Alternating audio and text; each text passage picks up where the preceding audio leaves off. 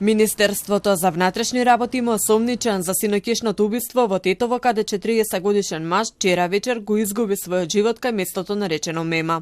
Тој бил застрелан додека бил во сопствениот автомобил, а убиците ликвидацијата извршиле филмски со автомобил Мерцедес во движење. Од полицијата добиле пријава по 20 часот и веднаш отишле на местото на настанот. Вака изгледаше улицата Штипска синаќа по убиството. Таа беше затворена за сообраќај бидејќи полицијата вршеше увид.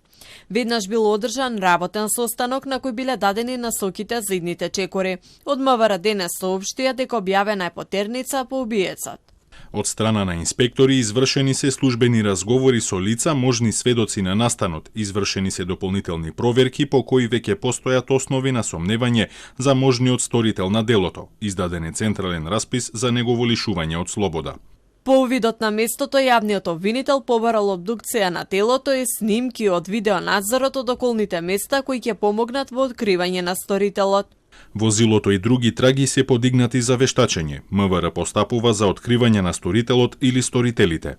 Слично вакво убиство од автомобил во движење имаше минатата недела во скопското село Батинци, каде едно лице почина, неговиот брат беше тешко ранет.